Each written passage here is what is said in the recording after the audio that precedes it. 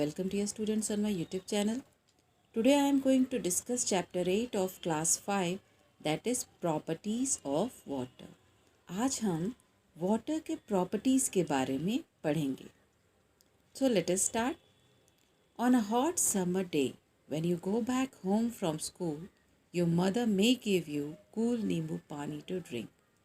जब गर्मी के दिनों में आप स्कूल से घर जाते हैं तो आपकी मदर यानी आपकी माँ आपको ठंडा नींबू पानी देती हैं पीने के लिए. यह बहुत ही रिफ़्रेशिंग ड्रिंक होता है. इसको पीकर आप तरोताज़ा फील करते हैं. लेकिन आप जानते हैं इसे बनाया कैसे जाता है? सो लेट अस प्रिपेयर नींबू पानी. यहाँ बताया गया है एक एक्टिविटी में कि नींबू पानी आपको कैसे बनाना है. इसके लिए आपको 1 गिलास पानी लेना है. उसमें आपको 1 स्पून शुगर डालना है and a pinch of salt. उसके बाद उसके साथ आपको कुछ ड्रॉप्स लेमन जूस के डालने हैं और उसके बाद उसे मिलाना है. जब आप अपने चम्मच से उसको घोलेंगे तो आप देखेंगे कि sugar, salt and lemon juice सभी पानी में डिज़ोल्व हो जाते हैं, गायब हो जाते हैं. क्या यह जादू है? यह जादू नहीं है. एक्चुअली ये सारी चीज़ें पानी में घुल जाती हैं. Soluble substances. When a substance completely mixes in water such that its particles are not visible. जब भी कोई वस्तु या चीज़ पानी में घुल जाए उस तरह से कि उसका कोई भी पार्टिकल नज़र नहीं आए, तब हम कह सकते हैं कि वह पानी में डिज़ोल्व हो गया है, घुल गया है. A substance which dissolve in water is said to be soluble in it. ऐसे पदार्थ जो पानी में घुल जाते हैं उन्हें soluble substances कहते हैं. यहाँ पर sugar, salt and lemon juice ये तीनों चीज़ें वाटर में soluble हैं. Now, what are solute and solvent? When a substance dissolves completely in any medium, we get a solution. जब कोई पदार्थ किसी मीडियम में पूरी तरह से घुल जाता है तो हमें उसका सलूशन मिलता है. जैसे कि अगर 1 चम्मच चीनी को हम पानी में घोल दें तो हमें चीनी और पानी का सलूशन मिल जाता है. The substance that get dissolve in a medium to form a solution is called a solute. जो सब्सटेंस मीडियम में डाला जाता है उसे सॉल्यूट कहते हैं. The medium in which the substance is dissolve is called solvent. और वह मीडियम जिसमें सब्सटेंस घुल जाता है उसे सॉल्वेंट कहते हैं. अभी जो आपने नींबू का शरबत यानी लेमोनेड बनाने की एक्टिविटी जो आपने देखी, इसमें वाटर मीडियम है यानी कि वह सॉल्वेंट है और sugar, salt and lemon juice ये तीनों चीज़ें जो उसमें डालकर घोली जाती हैं वे सॉल्यूट हैं. आप ध्यान देंगे sugar, salt and lemon juice इस सॉल्यूशन में सॉल्यूट हैं. Now insoluble substances. सारे पदार्थ घुलनशील नहीं होते हैं. कुछ ऐसे पदार्थ भी होते हैं जो पानी में नहीं घुलते हैं. There are many materials that do not get dissolved in water in the way sugar, salt and lemon juice do. Such substances are said to be insoluble in water. ऐसे पदार्थ को वाटर में insoluble कहते हैं. Here is an activity. यहाँ एक activity दी गई है जिसमें वाटर में 1 गिलास पानी लिया गया है और उसमें कुछ कंकड़ डाले गए हैं और उसके बाद 1 और 2 स्पून्स उसमें रेत डाली गई है. इनको डालने के बाद जब उसे चम्मच से स्टेयर करते हैं, घोलते हैं, घुमाते हैं, तो उसके बाद हम थोड़े समय के बाद देखते हैं कि ये छोटे छोटे पेबल्स यानी कंकड़ और रेत दोनों ही ग्लास के नीचे वाली सतह पर आपको नज़र आते हैं, यानी कि वे घुलते नहीं हैं. They are insoluble substances. This shows that sand and pebbles do not dissolve in water. They are therefore said to be insoluble in water. We have observed earlier that lemon juice get dissolved in water. Do all liquids get dissolved in water? क्या सारे liquids water में dissolve हो जाते हैं? यहाँ एक activity दी गई है, आइए इसको देखते हैं। इस एक्टिविटी में 2 ग्लास में पानी लिया गया है और एक ग्लास में कुछ ड्रॉप्स इंक के डाले गए हैं, स्याही के, और दूसरे ग्लास में कुछ ड्रॉप्स मस्टर्ड ऑयल यानी सरसों का तेल डाला गया है। डालने के बाद उसे घोल दिया जाता है।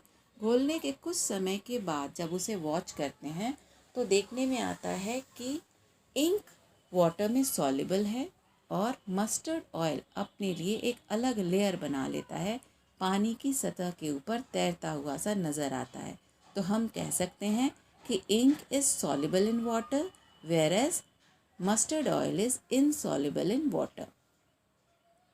It is not only solids and liquids that may or may not get dissolved in water. We find that some gases are soluble in water while other gases are not. हमने यह देखा है कि सॉलिड एंड लिक्विड के साथ ही नहीं, कुछ gases भी हैं जो वाटर में सॉल्युबल होते हैं और कुछ इनसॉल्युबल होते हैं, जैसे कार्बन डाइऑक्साइड एंड ऑक्सीजन। ये वाटर में सॉल्युबल होता है, जिससे एक्वेटिक एनिमल्स उसको रेस्पिरेशन के लिए या फिर फोटोसिंथेसिस के लिए प्लांट्स कार्बन डाइऑक्साइड को यूज़ करते हैं। दूसरी तरफ देखें तो नाइट्रोजन गैस एक ऐसा गैस है जो वाटर में इनसॉल्युबल होता है। Floating and sinking. The materials which do not dissolve in water either float on its surface or sink to the bottom of the container.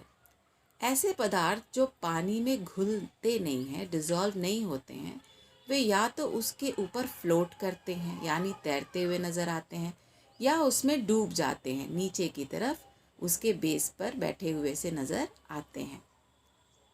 यहाँ एक एक्टिविटी दी गई है। इसमें 2 ग्लास में पानी लिया गया है, एक ग्लास में कुछ कॉइन्स यानी सिक्के डाले गए हैं और दूसरे में कॉर्क डाला गया है। कॉर्क और सिक्के दोनों को डालने के बाद चम्मच से उसे घोल दिया जाता है। कुछ समय के बाद देखते हैं कि कॉइन्स पानी के निचली सतह पर सिंक कर जाते हैं, जबकि दूसरी तरफ कॉर्क फ्लोट करता हुआ पानी के ऊपर तैरता हुआ नज़र आता है। यहाँ एक और एक्टिविटी दी गई है। इसमें 2 टेस्ट ट्यूब्स लिए गए हैं। एक टेस्ट, दोनों में पानी डाल दिया जाता है। एक टेस्ट ट्यूब में मस्टर्ड ऑयल यानी सरसों के तेल की कुछ बूंदें ऐड की जाती हैं और दूसरे में कार्बन टेट्राक्लोराइड ऐड किया जाता है। दोनों को घोलने के बाद जब थोड़े समय के बाद छोड़ देने पर उनको जब वॉच किया जाता है तो ऐसा देखा जाता है कि मस्टर्ड ऑयल पानी के ऊपर लेयर बना लेता है, जबकि कार्बन टेट्राक्लोराइड पानी के नीचे वाली सतह पे लेयर बना लेता है। इससे हमें ये पता चलता है कि कार्बन टेट्राक्लोराइड पानी में सिंक हो जाता है, नीचे चला जाता है, जबकि मस्टर्ड ऑयल उसके ऊपर फ्लोट करता है। We observe that some materials sink in water and some materials float on its surface. Sand, coins, pebbles, tetrachloride, iron nails, marbles are some materials which sink in water. कुछ ऐसी चीज़ें हैं जैसे sand, coins, payable, carbon tetrachloride, ये सारी चीज़ें पानी के अंदर सिंक कर जाती हैं, डूब जाती हैं, जबकि cork, butter paper, thermocol, sawdust या हेयर ऑयल जैसी चीज़ें पानी के ऊपर फ्लोट करती हैं। पानी में कोई पदार्थ सिंक करेगा या फ्लोट करेगा, यह उस सब्सटेंस के, उस पदार्थ के नेचर पे डिपेंड करता है। इसमें और भी कुछ बातें हैं जो आप आगे के क्लासेस में पढ़ेंगे। Now we will study about physical states of water. पानी के रूप के बारे में पढ़ेंगे। The physical states of water are solid, liquid and gas. Generally water को हम लिक्विड फॉर्म में देखते हैं, जैसा कि जो पानी हम पीते हैं, that is in the form of liquid.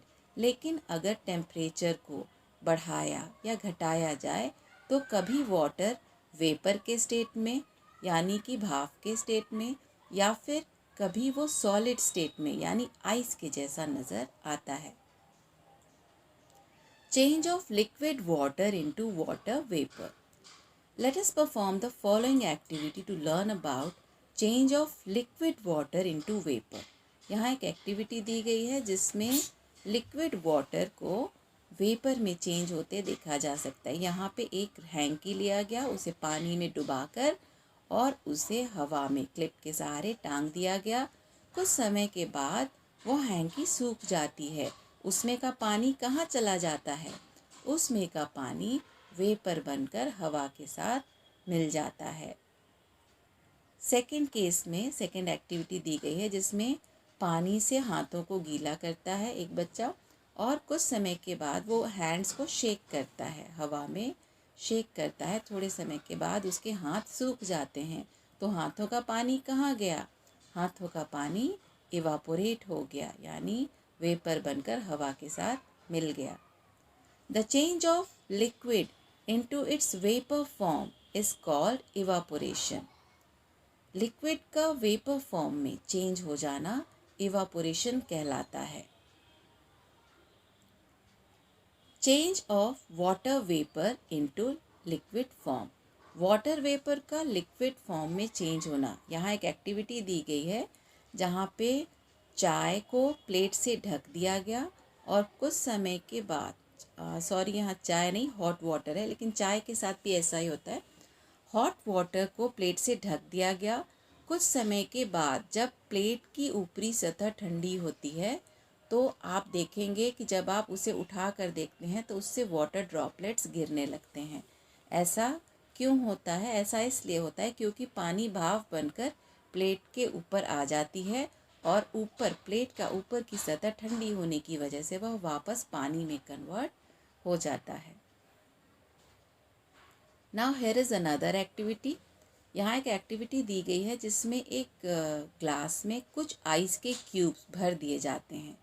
कुछ समय के बाद आप उस ग्लास के बाहर वाटर ड्रॉपलेट्स देखेंगे। ऐसा क्यों होता है? क्या ग्लास के अंदर का पानी बाहर आ जाता है? ऐसा नहीं है, ग्लास के अंदर का पानी बाहर नहीं आता है। ऐसा इसलिए होता है क्योंकि हवा में जो नमी है, हवा में जो ह्यूमिडिटी है, वो वाटर वेपर के कारण होता है। जब यह नमी युक्त हवा ग्लास के आसपास से गुजरती है तो वह ठंडी होकर पानी के बूंदों के रूप में ग्लास के ऊपरी सतह पर चिपक जाती है। आप देखेंगे कि शुरू में ये जो बूंदें हैं ये बहुत ही छोटी छोटी होती हैं और धीरे धीरे ये बूंदी बड़े होकर नज़र आने लगती हैं। So this is condensation of water vapour. Change of vapor form of substance into its liquid form on cooling is called condensation. Such a process of conversion of water vapor into liquid form occurs in nature, also on a large scale. Can you guess when? Water cycle. Let us study about water cycle. आइए हम water cycle के बारे में पढ़ते हैं। Water from oceans, seas, river, lakes changes into vapor as it evaporates due to heat of sun. पृथ्वी पर बहुत सारे वाटर बॉडीज़ हैं जैसे सागर, महासागर, नदियाँ या तालाब। इन सभी से वाटर यानी पानी भाप बनकर उड़ जाता है सूरज की गर्मी के कारण। सूरज की गर्मी के कारण पानी भाप बनकर हवा में ऊपर की तरफ राइज करता है और जब ये ऊपर चला जाता है, बादलों में चला जाता है, तो वहाँ ये ठंडा होकर कंडेंस होकर वाटर के छोटे छोटे ड्रॉपलेट्स बना लेता है। इस तरह से क्लाउड्स बनते हैं और जब ये वाटर वेपर कंडेंस होने के बाद वाटर ड्रॉपलेट्स में कन्वर्ट हो जाता है और ये पानी की बूंदें बड़ी बड़ी होने लगती हैं, तब एज अ रेन ये पृथ्वी पर वापस आ जाता है वर्षा के रूप में। समवेयर स्नोफॉल भी इसी के कारण होता है। A part of rain which falls on the earth sinks into the ground. Some of this groundwater is taken up by plants and some of it goes to wells or springs. वर्षा का पानी जो पृथ्वी पर गिरता है, कुछ पानी इसका पृथ्वी के अंदर ग्राउंड वाटर की तरह से उसमें एब्जॉर्ब हो जाता है। कुछ जगहों पर यह नदियों और तालाबों में बहकर चला जाता है। कुछ प्लांट्स इसे एब्जॉर्ब कर लेते हैं From there it again gets evaporated by heat of the sun. और उसके बाद फिर यही सारा प्रोसेस रिपीट होता है. फिर वाटर बॉडी से वाटर वेपर बनकर ऊपर जाता है, वहाँ कूल होकर क्लाउड बनता है और वाटर ड्रॉपलेट्स हैवी हो जाने पर एज ए रेन वो वापस पृथ्वी पर आ जाता है. इस तरह के साइक्लिक प्रोसेस को वाटर साइकिल कहते हैं. So what is water cycle? The cyclic process of evaporation of water from Earth's surface followed by its condensation is called water cycle in nature. Here you can see the figure of water cycle. Raindrops when just formed are purest form of water. वर्षा की बूंदें जब बनती हैं तब यह water का purest form होता है, लेकिन जब यह पृथ्वी की सतह के पास आने लगते हैं तब हवा में इम्प्योरिटीज़ के कारण डस्ट पार्टिकल या फिर कुछ हार्मफुल गैसेस उसके साथ मिक्स होकर उसे इम्प्योर कर देते हैं. Do you know? Transpiration is a process similar to evaporation. Transpiration evaporation की तरह ही एक प्रोसेस है. It is loss of water from parts of plant, specially leaves. Transpiration adds to the amount of water vapor present in air. Transpiration पेड़ पौधों में पत्तों के द्वारा होता है. इससे प्लांट के द्वारा वाटर लॉस होता है और प्रकृति में यह वाटर वेपर बनकर हवा में घुल जाता है. This was all about the chapter. I hope you all understand.